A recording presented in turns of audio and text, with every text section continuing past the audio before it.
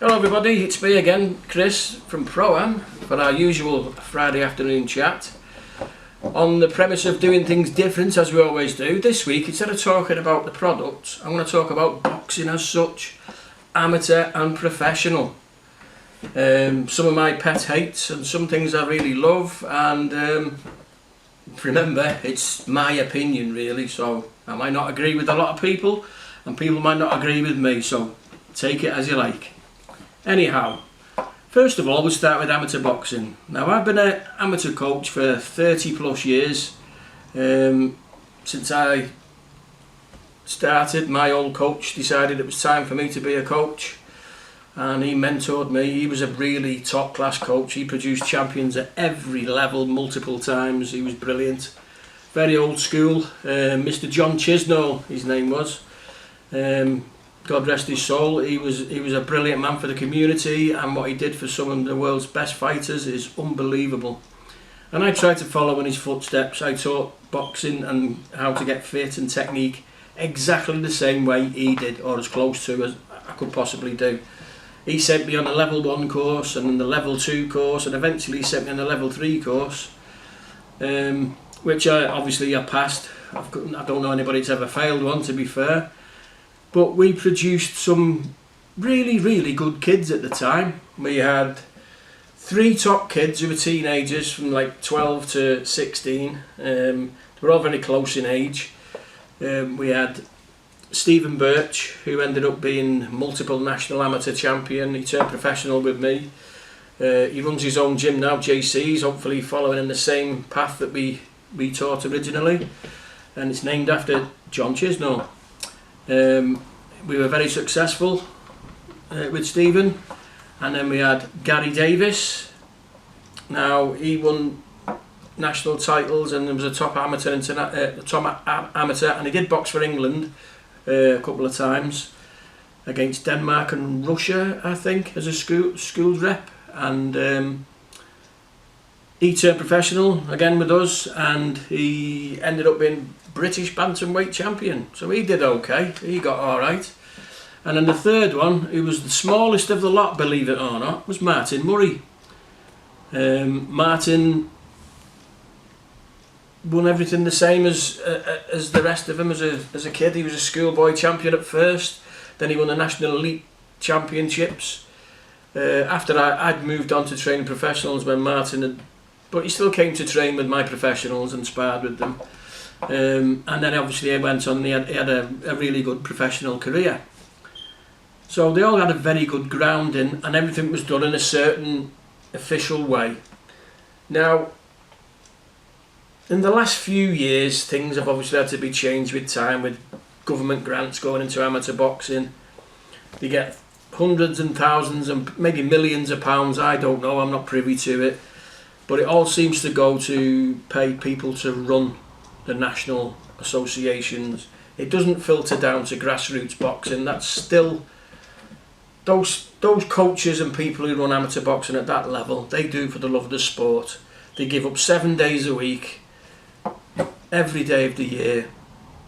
They don't get a penny back. They actually pay money out of their pocket to do it. Yet when money comes into amateur boxing, those people never see it, and all those top Olympians all start off in clubs like that. They rely on sponsorship, gifts, the profit they make from club shows, which isn't a great deal for the hassle that they go through. On generally a club show, they'll put like 16, 17 bouts on the local working men's club. It'll cost them something like £2,000 with the hire of the ring, pay the officials' expenses, pay this, pay that, and they get to keep what comes over the door. And after paying the expenses, most of them probably make £1,000 or £1,500, which goes back into the kitty for new gear and to take the kids travelling all over the country for sparring, other shows and the championships where they have to travel to. Also, it'll probably go into, when you enter a young boxer into the championships, they have to pay an entrance fee. So all that goes into that kitty for that club goes in that way. Now, over the last few years, with all this government money being pumped into it, we're getting people like this guy who's a friend of an MP. He did well at Welsh handball, so he'll do okay on the committee to GB boxing. I mean, who's ever heard of Welsh handball for a start? I know it is a sport, and it's so minority, we don't play it as far as I know. I've never seen it on TV. Very occasionally we used to see Baltic teams playing other teams from the likes of the Balkans on Eurosport, and that was as far as it ever got. I don't even think they have it in the Olympics, I'm not sure, but I'm not really interested. So we get these people from other sports, equestrianism, road cycling, and they're running boxing for us. Now, when I was a kid, or coming through, I always thought the best amateur coaches with the right qualifications, obviously they've done the level 1, level 2, level 3 and the old style level 4. They've been at club level, they've produced great boxers, champions, Olympians, whatever. Then they're the kind of people we want teaching our best boxers. These days, through obviously we've got the woke diversity part of it, where we need more female coaches. So female coaches will be fast-tracked through. I know of some female, or I will be honest with you, I know of a female coach. She runs a club. It's not a successful club, it's a very small club. She is registered as a level 3 coach. She's done the level 3 course, but to my knowledge she's never actually sat an exam or done the full, which is now a 12-month course, properly. And you can see this. She actually teaches coaching courses to prospective level 1 coaches coming in. She'll take that course and teach them that thing. Yet, when most people watch what she does, she's not even competent as a level 1 coach. She shows the kids in her gym some awful technique that should never be allowed, that's probably to everybody else is an out-and-out mistake that you should never teach anyone. I'm not going to go into that or name anybody, but she is by far not the only one like that. For diversity reasons, she has been put there. It's not her fault, really. I mean, she's probably ambitious and wants to do this and do that. She won't learn off people. She doesn't allow any other coaches with any experience inside the gym to probably show her up, really. And like I say again, she's very similar to a lot of other coaches who may have squeaked through the course and they're not great, but they've got this big ego and they think they're super coach. The kids don't win much, they never get very far, but at least they're doing something for the community. Now, I have noticed in not so long ago, that a lot of the England coaches now are much the same. They've either come from very small clubs with very little success, or new clubs without much success, so to speak. But they're doing all the courses, they're ticking all the boxes. For me, they're kissing their right arses, and now they're getting put onto the England coaching programme, and eventually will be on the GB programme, which is the Olympic programme. Now, I'm not saying every coach on there is useless and rubbish and got no experience, but I know of a few, they're not bad coaches, but they're not what I would call an Olympic level coach. You go and see some of the big national teams, they've got coaches who are former Olympians themselves, or multiple national champions, or they've produced multiple Olympians and national champions, and therefore they're seen as that country's best coaching group and they get to, be part of the team. Here, if you tick all the right boxes, you kiss all the right arse, you will get into England.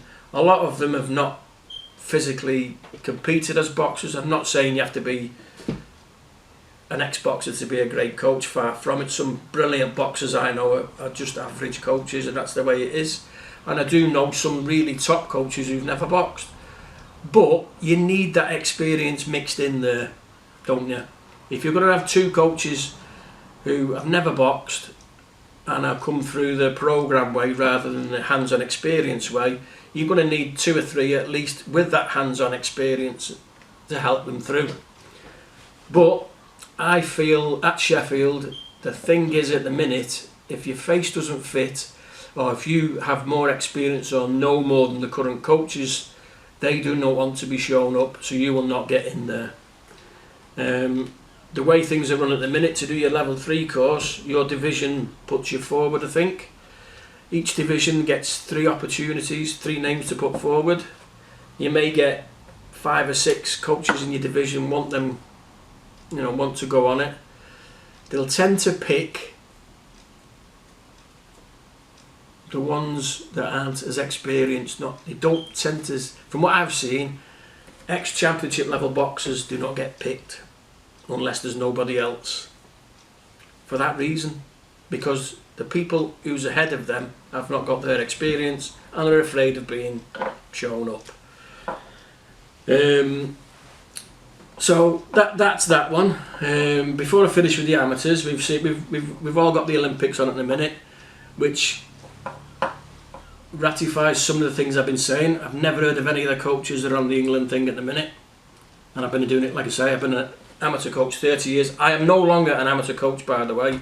I've had enough petty politics and idiot rubbish going on. I still sponsor the amateurs, but I will not be a coach or anything anymore because it's too political. But speaking of the politics side of it, obviously we've had the thing at the minute where we've got the everybody's talking about the transgender female boxer man beating up women. What an absolute load of bollocks. The young lady involved, this is just my opinion by the way, and all I'm going to say is the young lady involved was born a female. She's got a problem with the way her body makeup is.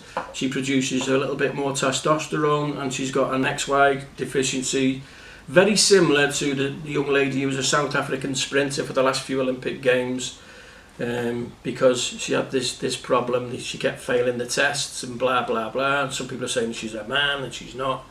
She's a woman, and she proved it umpteen times. She took them all to court, and now they've all had to pay her out, etc.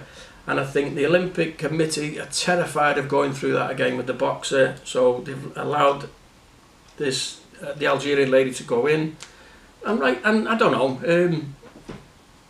people are only looking at half the story. They're not looking at it. They're all showing pictures of Mike Tyson wearing a bra fighting someone. Yeah, it's funny, but it's not. That the girl is born a girl. She's got a problem, and she wants to compete in box. Fair enough. She's the same weight category, so she's making the same weight. She's not got any extra strength of a man because it's just she has to test for testosterone like every other athlete and female athlete. They've got to be within a certain level. So she's not any stronger than a strong woman. So at least my point is, get your facts right before you start taking the piss out of people and start upsetting minorities and things like that. So that's that one with the amateur side of it. Now I'm going to have a go at the pro game. Now again, I've been a professional trainer and I've had the manager's licence. Although I don't hold it in a minute, I might apply for it again, I'm thinking of. For 25 years. I've actually trained champions, top names, everything. I've done the lot. Okay, I've not had a WBC champion. You know, that is what it is. It's not for me. It's the boxers get the chance. They take their opponents and they take the chances, and some are lucky, some aren't, etc. Now, young gentlemen come here and ladies, and they want to turn pro, so they talk to me. Now, I ain't going to sugarcoat it. As you can guess, I'm not that kind of person. I'll tell you exactly what it is. So if you get here and you've had 40, 50 amateur bouts, you've won a few, but you've never actually won a national title or been on the England squad, etc. And you've got as far as you could go as an amateur, which is fair enough. I always say you get as far as you can go as an amateur, and once you've reached that goal and you can't get any further, time to turn pro if you want to continue boxing and get paid for it. Now, they come here and they say, I want to turn pro, etc., etc. And I say, right, the first thing I will tell you is you will be signed by a small hall promoter who doesn't necessarily have a TV rights, but he will build your record up, etc. To get on with a small hall promoter, you must sell tickets. So therefore, these days you have a good social media presence, so people know who you are. The more people you know, more followers, the more people will buy tickets to come and help you, to watch and help you on your way. Now, from that ticket money, your promoter will tell you, your opponent, you have to pay his wages. So if you sell £3,000 worth of tickets, your opponent will want paying 1,500 quid. We'll come to that in a minute. The promoter will probably want £1,000, say. I mean, different promoters, different money. Some might say keep your money, I don't know. So you're down to 500 quid left over. That will be your wages for that fight. So if you don't sell more tickets, you will not get more money. If you sell thousands and thousands of tickets, that promoter will be your best friend. And he'll match you accordingly to a world title unbeaten if you sell enough tickets. It's not about how good you are, it's about how many tickets you sell. Professional boxing is the entertainment business. It's not generally a sport. So you've got to keep that in mind. I know boxers, and I've had one boxer currently that I've worked with. He wanted to be a home fighter. He had to sell tickets. He sold enough tickets to pay for his opponent. He gave the promoter X amount of money. He was left with 135 quid for a 4-round fight. He was happy because he got a win and he was a home fighter where his friends came to see him. He didn't sell enough tickets. I've heard worse than that. Some not getting paid at all. Some, it is what it is. On the reverse of that, I've got another lad who I do a bit with, and for his debut, he sold a lot of tickets.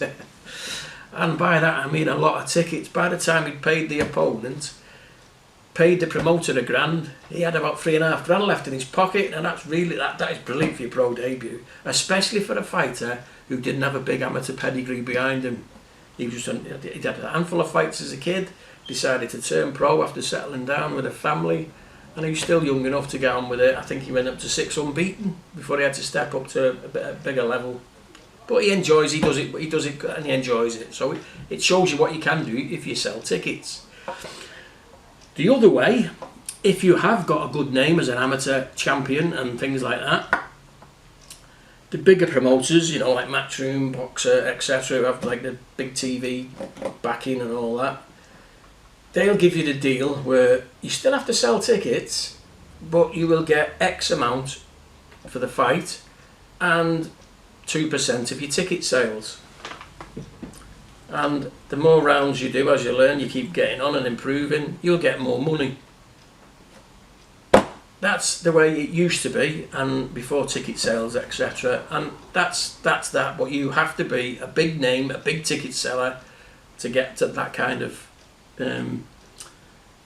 position in wages as a professional boxer. Now, as pro boxers go, they're all semi-pro. So this white-collar semi-pro thing, bullshit. Every pro fighter, when he starts out, is semi-pro. 9 times out of 10, they're still going to work, doing bricklaying, joining, plumbing, truck driving, taxiing, any number of things to put food on the table and pay the rent in between fights. Because if you get on average 4, 5, 6 fights a year and you're clearing about 2-3 grand a fight, you're on 12 grand a year from your boxing. You cannot live on 12 grand a year. So they're all semi-pros. Those very few at the very top, if you're thinking, well, Anthony Joshua was a millionaire, Amir Khan's a millionaire, they were both Olympic medalists, so they didn't have to sell tickets when they started out. They had the choice of promoters to go to and offer them the best deal. They ended up fighting the very best all over the world, and therefore promoters will get offers from big companies to sponsor the show. They'll get offered big bucks to put it on television. So they can then afford to pay those top athletes $500,000 here, $1 million there, now it's gone crazy with Saudi Arabia paying people 50 million for a fight. But that is probably 0.1% of professional boxers on that kind of money. Very few make enough money to have a comfortable life afterwards. I've worked with 3 world champions. All not, like I say, they're all like WBU, WBF world champions, lower rated world champions, but decent money. They probably used to get something like 20, 30 grand a go to fight for that world title. Not many of the lads are educated that way. They've never had a proper job as of such. They've come through, they've been boxers from being kids. They've represented Great Britain, so all that's in their mind, they learn a fortune being a professional boxer, and then when they retire, they'll have all that money they've made. The perfect life. By the time they retire at 35, they may have lost all the championship fights at 30, so them last 5 years they're just making money to survive. By the time they get to 40, all that money's gone. Now, one of those lads I trained myself. I was his head trainer. I did everything with him. Used to get him out of bed, feed him, do everything for him. He's a cracking lad. He's a lovely fella. He had a family to feed. He had kids, and the big story when he went to he was the only qualifying boxer for the Atlanta Olympics, and he was on the dole. True Scouser, he was on the dole. And the dole stopped his money because he wouldn't be available to sign on for work while he went to the Olympics. It just shows you the idiocy we used to have in this country. That's before the days of funding for top class athletes. He had a few good paydays, granted, but they never taught how to look after the money or where to put it and what to do with it. So the survivor on that money from fight to fight and a bit of sponsorship money. He just works like a normal lad now. A former world champion and Olympian, he's got no money left. But he just works like a normal lad. He goes to his old amateur gym, helps train the kids. And that's where he's at. I have another 2 lads that I work with as world champions, and they're probably in the same boat. They haven't done much. So my little gripe is, I can tell you for now, each boxer, every year, has to find the money for the medical and the brain scan. You're looking about 900 quid. Now, if they fight a few times a year and make 12 grand, great. They can put a grand of that away, hopefully, if they've any sense, and that covers them for the next year, and so on and so on. Now, from what I've seen, wages-wise, the home fighter has to sell tickets to get his wages. You've got the journeyman or the away fighter, whatever you want to call them. They fight every week, they get paid, they come, they get beat, whatever level they're at. Some get beat because they aren't good enough and they know the level and they come and survive.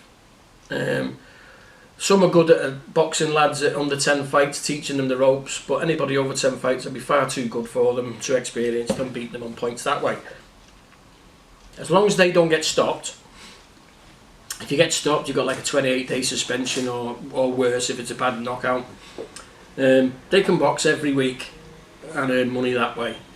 Now those who want to be home fighters, well, don't get as many fights obviously. Now for those guys, the wages, and more or less the lads who are on the road as well, the wages haven't really gone up in the last 25 years. Nobody's mentioned this. I don't think it's really fair. Okay, Tyson Fury gets 50 million top line to fight Alexander Usyk. Obviously he ain't going to see 50 million at the end of the day when the tax man's been in there and he's paid all his bills. It's not going to be 50 million, but it's going to be a fair chunk. Most lads are getting a couple of grand. So if Tyson Fury was boxing 20 years ago, he might have got 5 million. So you can see the rise in the cost of living and the wages that way. But the other lads, the normal lads who box on the local shows and things like that, they've been getting paid from 900 quid to 2 grand for them 4 and 6 rounders, and that hasn't increased in 25 years. Why not? Shouldn't somebody be saying this? Or asking why not? I know these small promoters aren't making any money, basically. They're losing money on every show.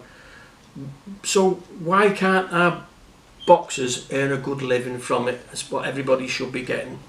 We all look at professional athletes and professional sportsmen. They're rich, but boxers aren't, and probably what is the world's toughest sport. That is one of my biggest gripes. I don't care, about taking money off my professional lads. I'm not one who's going to take 25% for the manager's fee and 10% for training them. Most of the time, the 10% for training them is only 100 and odd quid. So it's not even X's. But those lads who actually get in through them ropes should be paid proportionately as a professional athlete and not used like cattle. That is what a lot of them are, and it's sad to say. I love the game. A lot of the promoters are my friends. I don't know, who do you blame? Do you blame the board? Do you blame the promoter? Or do you blame the boxer for not selling enough tickets? It's just a strange thing, which is sad to see. I think they should be paid better wages for what they do. The money's got to come from somewhere. Somebody should sit down and sort it out. Obviously, there's no pension when they retire, unless they save money or invest it properly, which they should. I always say the best thing you can do as a professional boxer when you start making good money is open a business account. So all your boxing money goes into that business account. Once you get enough in there to put a deposit down on a mortgage, buy a house, you don't have to live in it, rent it, and so on and so on, and that'll set you up for your life after boxing. You can do whatever you want as a job. You can be a trainer and a manager, etc, etc, open a gym, but you've got an income from those houses you bought while you were boxing. So that sounds easy, but it's not. But that is basically a rough idea of those lads, what they should be doing. Not paying hangers on, that's a good one as well. As friends of mine like Jazza and everybody says, do we really need strength and conditioning coaches butting in, and sprinting coach, etc, nutritionist? Good coaches know enough about each thing anyway, so that's the way it used to be. Maybe I'm old-fashioned, but there you go. Again, a lot of these top fashionable coaches who put you on with strength and conditioners and sprinting coaches and this coach and that coach to help them out, they're doing it because of their lack of experience.